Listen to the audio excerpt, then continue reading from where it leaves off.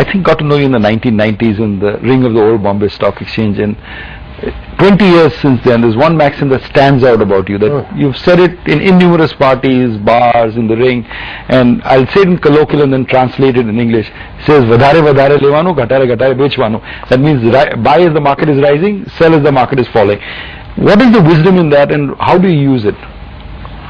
See, Ramesh, I don't think for a good trader, I think we don't initiate more than 40% of trades which are right. Right, suppose I'm bullish, say, on XYZ stock. Now I buy that stock. If it goes up, it's an indication of the fact that I'm right. And we do what I call is pyramiding. I buy stock at 100, I buy more at 105, I buy more at 110. So what are markets? What is trading? It's basically momentum. So you play momentum.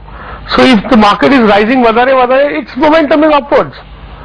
So you buy on the rise. If markets are going down, you sell on the fall. And this I don't mind. I don't indicate in long-term trends and medium-term trends and short-term trends. This applies to short-term trends, medium-term trends, and long-term trends. So you should never average a losing trading position. Well, at your own cost. Never. At least I never do it. That's a huge mistake, isn't it? Unless or until we believe, suppose I buy a stock at 90 and I feel it's going to have a big upside. And the fall is 4-5%, I might average. Or temporary. But as a rule in trading, I will never ever average. But Rakesh, are you then saying that a good trader should have this highest position outstanding at the highest price? Absolutely. Why not? Who knows what is the highest price? It's counterintuitive though, isn't it? I mean, most people with big profits. That's why out of 1 million traders, only 90 or 100 really make money. What would you look for? I would look for, first of all, look for broad direction. Don't try to be an expert. Don't try to predict every move, every hour, every day. Right? Take a loss. Know what to stake. Right? I think this is. I feel confident to trade anywhere in the world. All what you need to have is a broad direction of the trend. Right? A very broad idea. Don't try to be an expert in it. Right? Know what to stake and when to take a loss.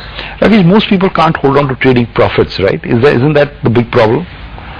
Well, it's a problem, but who knows, I don't know, I watch on this TV targets. What are targets? Who can predict anything? See, when I buy a stock, there comes a level at which I also feel that the price is unreasonable.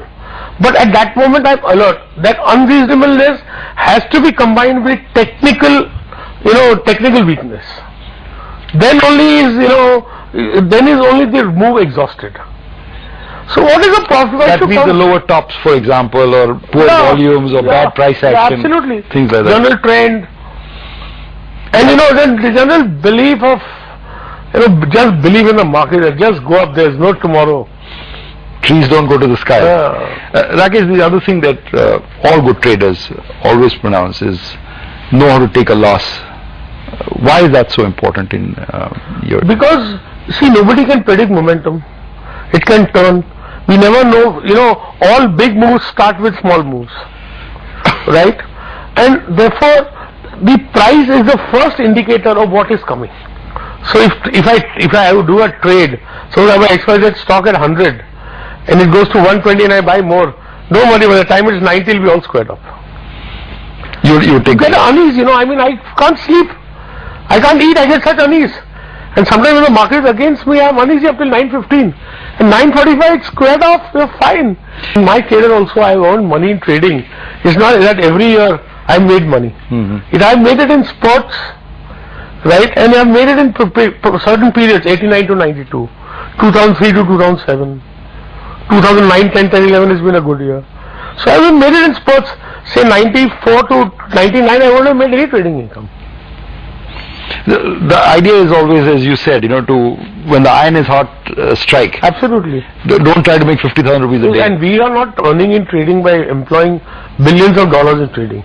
My net capital employed in trading is 1 lakh. So if I earn, say, if I even earn 1 crore, you can't imagine the return on equity. Right. Because everything else is borrowed and I pay interest on it. So my real capital, the capital of my partnership firm is 1 lakh. Really? Yeah. That's interesting. So it's pure leverage. You don't pure put leverage. personal capital into I the put business. mine and my wife's assets and borrow money and I use that. You want to trade, you trade. Trade is for creating capital. Investment is for growing that capital. Don't confuse the both. Right? Because in trading the risk is extreme. In investing wealth, the risk is not extreme. See, most people say they are investing, but actually their mind is of a trader. That they want to create, you can create unimaginable return in trading. I don't say that, but in trading I can tell you one thing. If 10 lakh trade, 9,99,990 say they made money, and 9,99,950 are lying. That is a real Are lying. Are lying. कौन कमाता है trading में? You have been a broker buster. Kalpana ji no better than me कि and में तो क्या डब्बा वाला ही कमाते हैं ना.